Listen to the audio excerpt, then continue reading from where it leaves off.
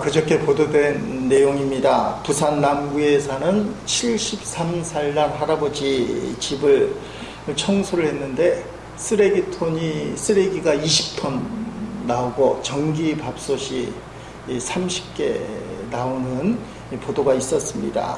방 2칸짜리 빌라에 살던 분인데 10년 전에 직장에서 퇴직하기 전까지만 해도 평범한 가장이었다고 하는데 퇴직 후에 동네를 돌아다니면서 이것저것 주워 모으기 시작한 것이 10년 만에 20톤이나 되는 쓰레기가 되었다.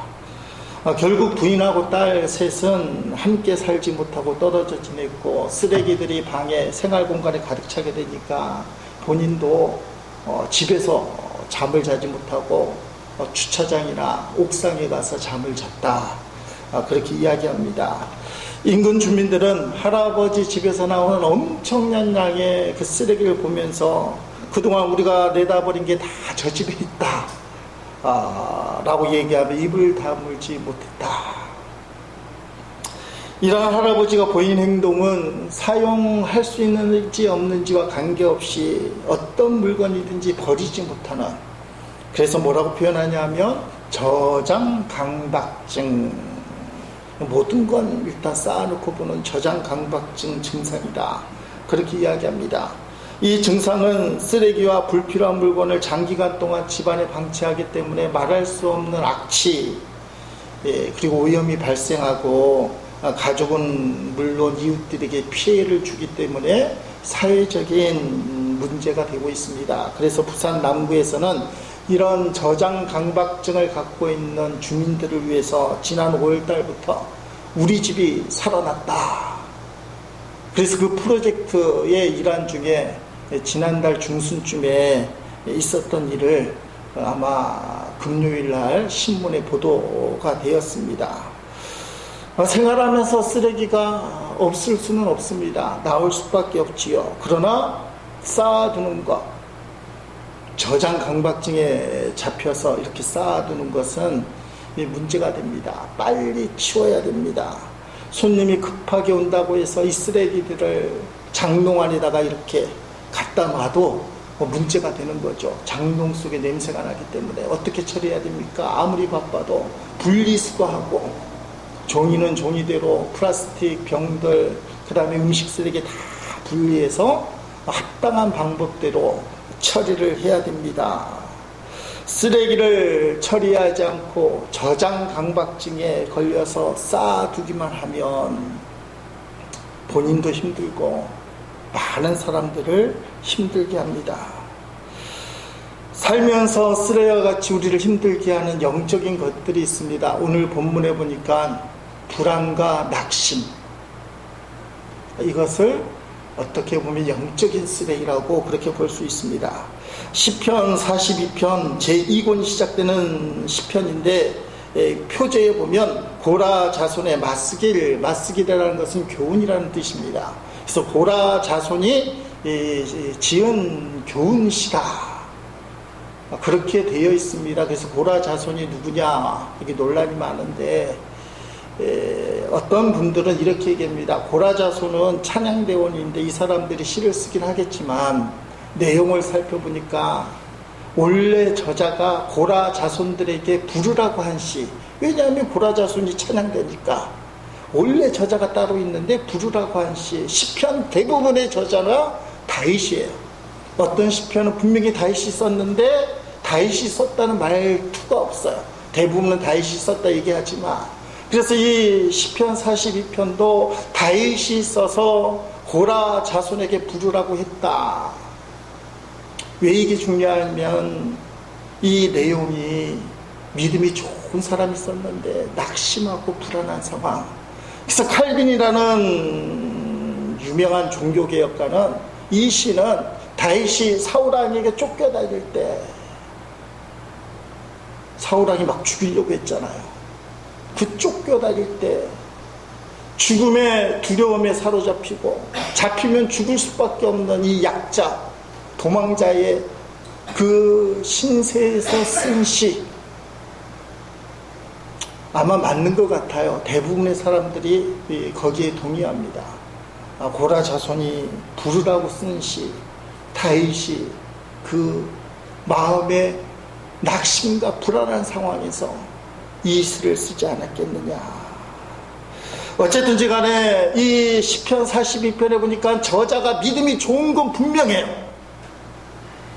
그런데 보면 낙심과 불안의 상황이 닥친 게 분명한데 5절과 11절과 또 똑같은 시편으로 보이는 시편 43편 5절에 보니까 똑같은 내용이 나옵니다.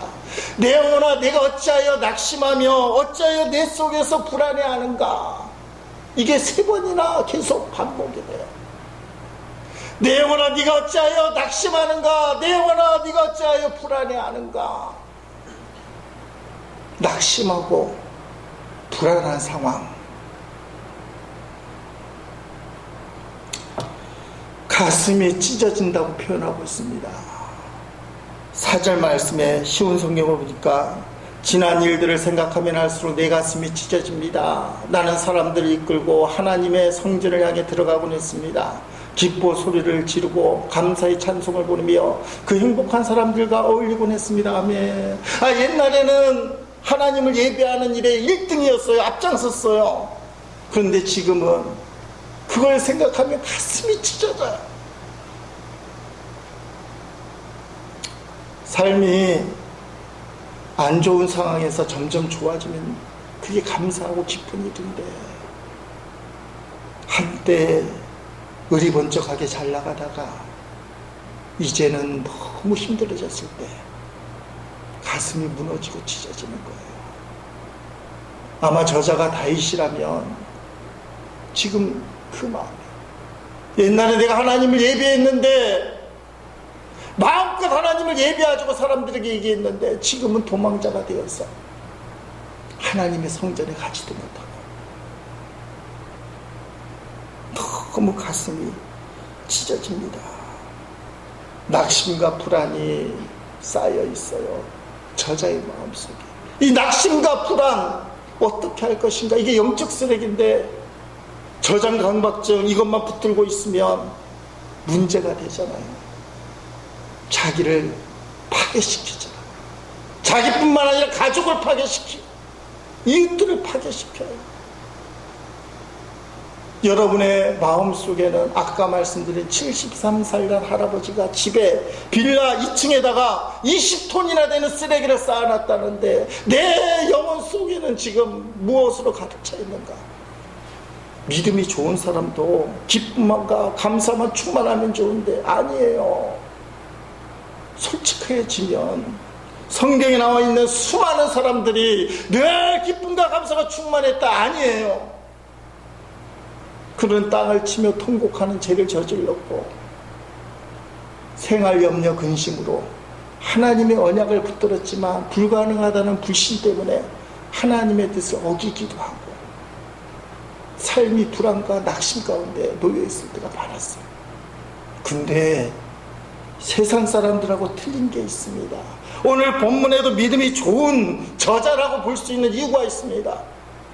여러분, 세상을 살다 보면 쌓여지는 이 영적인 쓰레기, 낙심과 불안을 치우는 거예요. 어떻게 치우느냐. 이어지는 5절 말씀, 가슴이 찢어진다고 이야기한 다음에 5절 말씀해 보니까 그것을 치우는 신앙 고백을 해요. 내 영혼아 네가 어찌하여 낙심하며 어찌하여 내 속에서 불안해하는가. 너는 하나님께 소망을 두라. 그가 나타나 도우심으로 말미암아 내가 여전히 찬송하리로다. 아멘. 살아계신 하나님을 믿는다는 거예요. 하나님께 소망을 두라. 살아계신 하나님이 분명히 역사하신다면 그분이 이 문제를 깨끗이 해결해 주실 텐데 나는 그 하나님을 찬송할 것이다. 나는 여전히 하나님을 찬송한다. 하나님은 살아계시기 때문에 살아계신 하나님을 분명히 믿으라. 이게 낙심과 불안의 쓰레기를 치우는 방법이에요. 믿음이라는 게 도대체 무엇입니까? 히브리서 11장 6절 말씀 잘 아는 말씀 아닙니까? 믿음이 없이는 하나님을 기쁘시게 하지 못하나니 하나님께 나가는 자는 반드시 그가 계신 것과 하나님이 살아계신 것, 그걸 믿는 게 믿음이에요. 또한 그가 자기를 찾는 자들에게, 하나님께 기도하는 자, 하나님을 의지하는 자, 하나님을 바라보는 자들에게 상 주시는 이심을 믿어야 할지니라. 아멘. 다윗이 지금 이 믿음 얘기하는 거예요. 불안과 낙심의 상황, 이 절망의 상황은 떠날 수가 없는 현실이지만 나는 살아계신 하나님을 믿는다. 그리고 하나님께 나아가는 자는 반드시 상을 주시는데 이 문제를 깨끗이 해결해 주실 것이기 때문에 나는 여전히 하나님을 찬송할 것이다. 낙심과 불안에 무너지지 않고 하나님을 반드시 찬송할 것이다.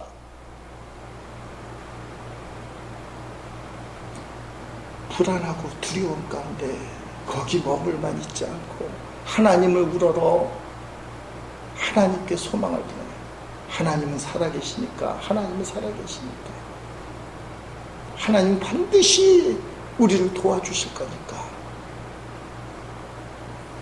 우리 중에는, 아니 사실 모든 사람들이 낙심과 불안에 살아요.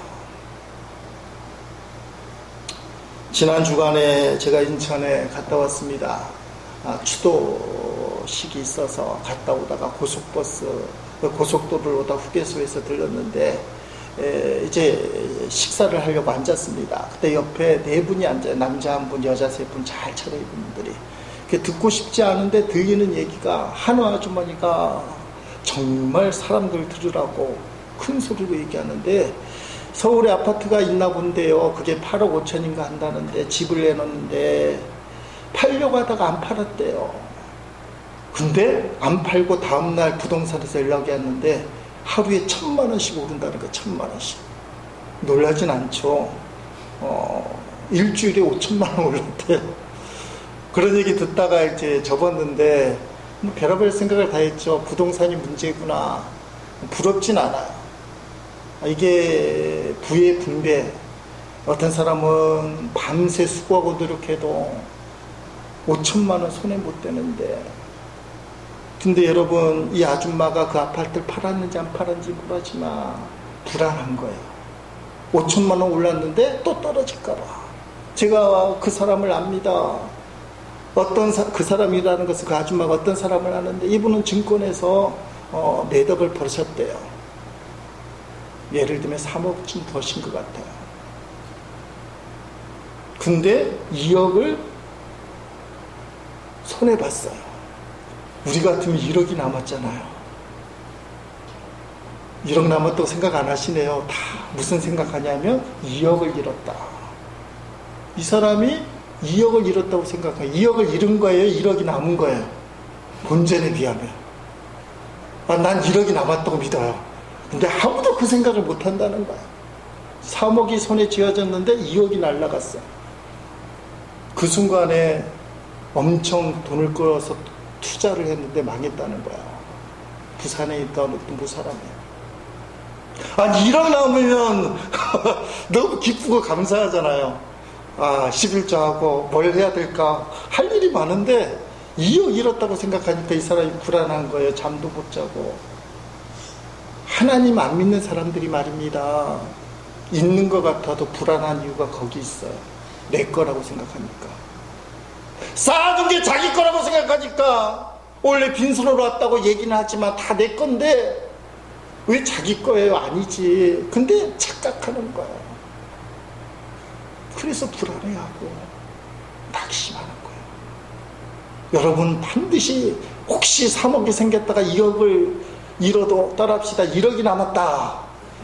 긍정하고 감사하고 그렇게 살아야 삶이 행복한 겁니다. 근데 세상 이치가 그렇지 않아요. 3억이 내 거였는데 그게 불안한 거예요. 내 거. 부부가 싸우는 이유는 내가 옳기 때문에 싸워요.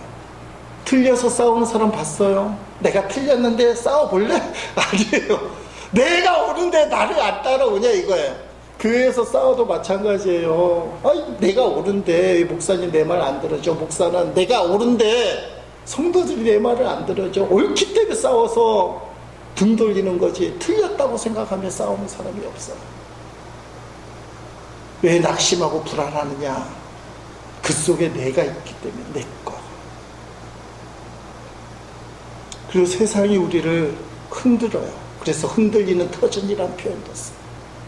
세상이 불안하잖아요. 신문을 펼치면 북한이 뭘 어떻게 했더라, 미국의 항공모함이, 핵항공모함이 쓸데없이 한국에 이제 온다더라, 2대도 온다더라, 그런 이야기들.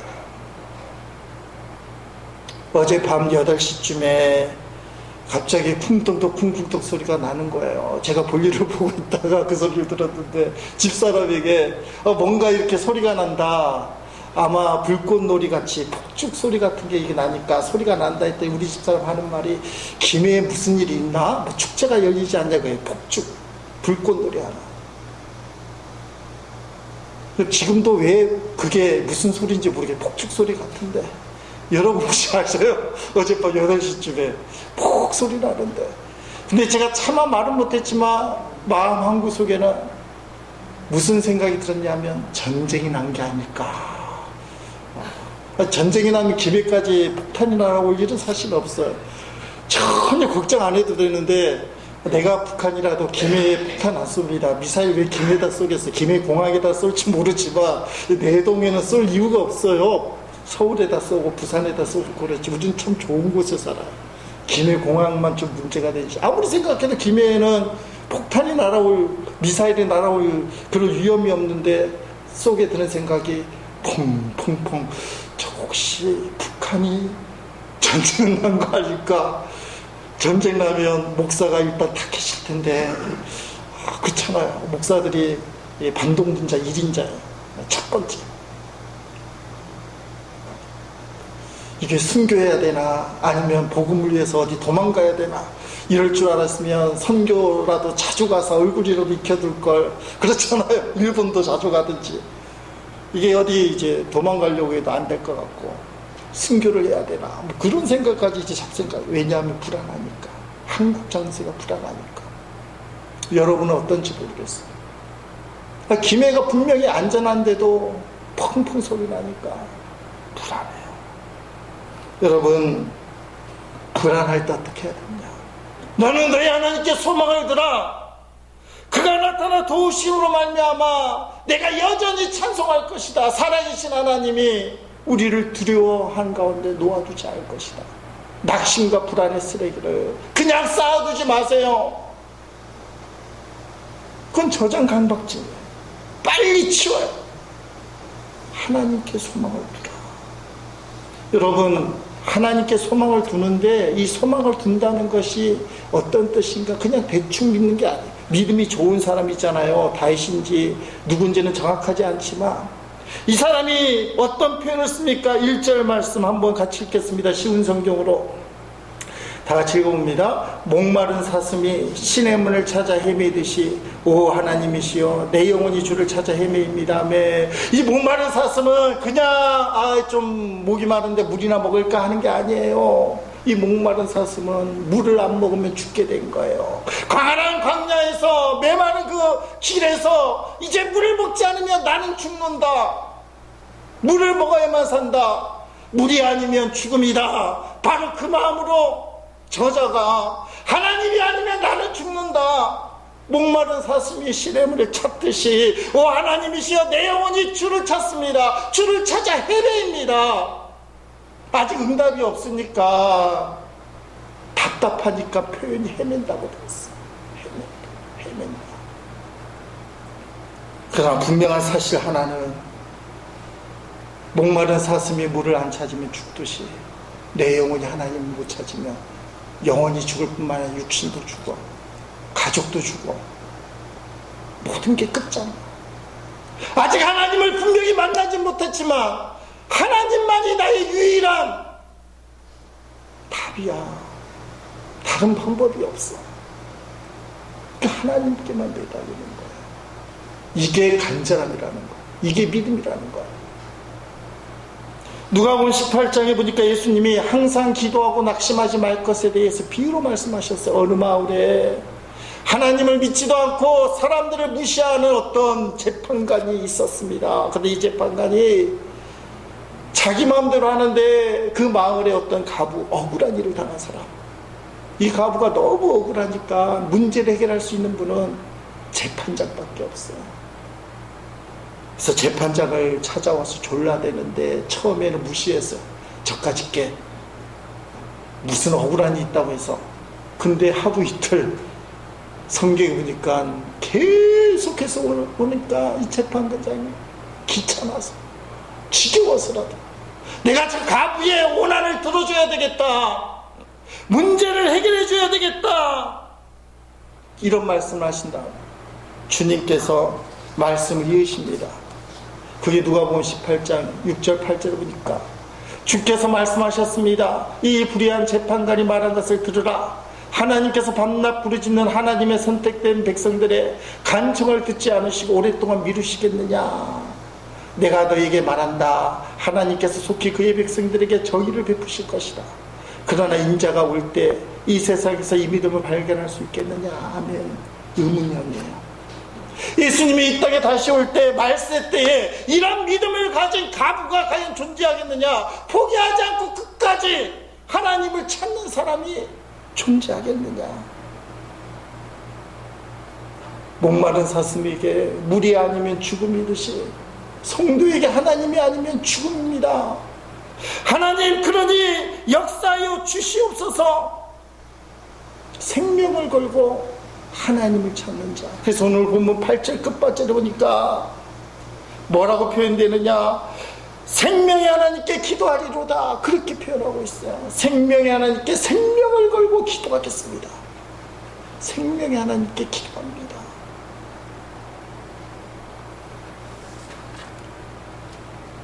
불안과 낙심은 성도라고 해서 비껴가지 않아요. 푸시킨이 이런 말을 했지 않습니까? 학교 다닐 때 공책에다가 누구나 한 번씩은 써본 이야기. 삶이 그대를 속이지라도 슬퍼하거나 뭐예요? 노하지 말라. 슬픈 날을 참고 견디면 기쁜 날이 오고야 말리라. 마음은 미래에 있고 현재는 우울한 것. 모든 것은 순간에 지나가고 지나간 것은 다시 그리워질 것이다. 삶이 그대를 속일지라도 슬퍼하거나 노하지 말라고 얘기하지만 성경은 뭐라고 얘기해요? 삶이 우리를 속여서 낙심이 되고 불안할 때 따라합시다. 하나님을 바라라. 하나님을 바라라. 성경의 가르침. 시편 42편 1절 2절 말씀, 아까 1절로 읽었지만 우리가 연속해서 읽어보면, 목마른 사슴이 시냇물을 찾아 헤매듯이 오 하나님이시여, 내 영혼이 주를 찾아 헤매입니다. 내가 살아계신 하나님을 애타게 그리워합니다. 언제 내가 하나님을 만나러 갈 수 있겠습니까? 지금 하나님을 애타게 찾는데 너무 힘들다 보니까 이 불안과 낙심의 절망적인 상황에서 내 삶이 헤매이다 보니까 말은 그렇게 해요. 언제 하나님을 찾아갈 수 있습니까? 근데 정답은 알고 있어요. 언제 하나님 찾아갑니까? 언제나 어디서나 아무 때나. 핵심은 뭡니까? 예수 그리스도가 내 안에 있기 때문에, 예수님이 내 안에 계시기 때문에 우리는 언제나 어디서나 아무 시간 아무 때나 예수님을 찾을 수 있어요. 우리가 불안과 낙심에 집착을 하지 말고 이건 치워버리고 주님을 바라봐야 돼요. 하나님을 바라봐. 24시간 예수님 바라보기 영성 일기를 강조하는 선한 목자교회 유기선 목사님 설교 중에 이런 이야기가 나옵니다. 당신에게 아마 어떤 남자 권사님이 메일을 보내신 것 같은데 내용이 이런 거예요. 친한 교인 한 분이 목사님 설교를 권하여 출퇴근 시간을 이용하여 듣다가 주체할 수 없이 눈물을 많이 흘렸습니다. 출근 시간이 아니면 당장이라도 기도원에 올라가서 실컷 울면서 기도하고 싶었던 적이 여러 번 있었습니다. 몇 년 동안 안 나가던 금요철야 기도에 다시 참석하게 되었으며 방언 기도도 하게 되었습니다. 그동안은 보통 직장인과 같이 금요일은 불타는 금요일 불금으로 세상락으로 살았습니다. 지금은 성령이 불타는 금요일이 되었습니다. 결혼할 때 죽을 때까지 교회 다니겠다고 약속하였기에 주일 성수를 했지만 지금까지 믿음 생활이라고는 죄다 사람들한테 보이려고 했었지 진정으로 하나님이 기뻐하시고 원하시는 것은 한 적이 없었습니다. 은혜 받고서 즐겨하던 술 담배를 끊었습니다. 맥주 한두 잔 마시던 것마저 딱 끊게 되었습니다. 4시간의 출퇴근 시간이 설교를 들으며 성경 보는 나만의 예배 시간으로 바뀌었습니다. 할렐루야. 내 안에 거하라 하신 주님의 말씀은 그동안 전혀 몰랐습니다. 주님께 모든 걸 맡기고 인도하는 대로 순종하고 24시간 주님만 바라보자, 바로 이거였습니다. 그동안 그렇게 수많은 말씀을 드렸지만 왜 이걸 몰랐을까? 주님이 부르실 그날까지 주님 안에서 사는 것이 이런 것이구나 이제는 깨달아졌습니다. 좁은 길과 넓은 길 비유 그렇게 말씀하셨는데도 전혀 몰랐던 지난 시절들, 참 어리석고 미련한 저였습니다. 어떤 분이 부친상 조문을 갔을 때 아들이 아빠 이름이 저기 있어 라고 묻는데 고인 이름이 제 이름과 같았습니다. 흔한 이름이지만 잠시 동안 기분이 안 좋았습니다. 그런데 갑자기 만약 내가 오늘 죽는다면 천국에 갈까 하는 생각이 들었습니다. 11조 헌금, 교회 봉사, 주일 성수를 지금까지 했으니까 천국 가겠지 했는데 아니었습니다. 하나님 앞에 섰다고 생각하니 그동안 마음속으로 지은 죄가 얼마나 큰지 헤아릴 수가 없었습니다. 여자들을 보고 음란한 생각을 끝없이 품고 교회 사람들을 헐뜯고 욕하고 싸우고 은밀한 죄를 짓고 음란 동영상을 보면서 수없이 저질렀던 죄와 불순종이 다 보이는 것입니다. 죽어서 하나님 앞에 가서는 죄가 다 드러난다는 말이 믿어지기 시작했습니다. 그동안 천국 설교는 하나도 귀에 안 들려오고 나한테는 아주 먼 말씀으로만 알았는데 어제 컴퓨터 안에 있는 음란 동영상을 다 싹 지웠습니다.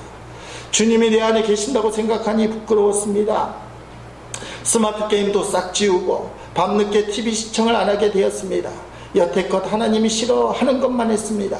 이 정도쯤은 누리고 살아야지 하는 마음이 많았습니다. 처음으로 가정예배를 드리기 시작했습니다. 자기 전에 기도하고 성경 읽고 신앙서적을 읽기 시작했습니다. 하나님은 저를 사랑하셔서 고난도 주시고 가난도 주시고 아픔도 주시는 것을 알았고 믿음과 인내 등 이제 조금 하나님 방법을 알 것 같습니다. 그리고 주님의 음성이 들리기 시작했습니다. 내가 너를 살리려고 너한테 지금의 아내를 보냈던다라고 아주 큰 소리가 마음에서 울렸습니다. 힘들지 하는 주님의 음성을 듣는 순간에 주님이 24시간 저와 함께 하시고 저를 지켜주는데 참을 수 있습니다 라고 고백하면서 얼마나 울었는지 모릅니다. 유기성 목사님 지향하는 영성일기에 근거한 내용 그대로 아마 이분이 보내신 것 같아요. 언제 하나님을 만나러 갈 수 있겠습니까? 너무 불안하고 낙심한데. 근데 그때 우리가 하나님 만날 수 있어요. 내 안에 계신 주님을 만날 수 있습니다. 어렵고 힘들면 누구나 고개를 숙이잖아요. 목사도 고개를 숙여요. 교회가 힘들면 고개를 숙이고, 교회가 힘들면 지금은 아니지만 목사들은 부부싸움도 많이 하고 자녀도 야단을 많이 쳐요. 교회가 힘드니까, 삶이 힘드니까. 여러분도 돈이 메마르면 힘들어서 온갖 잡음들이 나오잖아요. 고개를 숙일 수밖에 없을 때 고개를 드시고 하나님을 보시기 바랍니다. 내 안에 계신 예수님. 우리 주님은 하나님을 바라보는 자들에게 당당하게 고개를 들 수 있도록 문제를 해결해 주십니다. 여전히 살아계신 하나님께 소망을 두고 그 하나님을 나는 여전히 찬양할 것입니다. 어떻게요? 갈급함으로.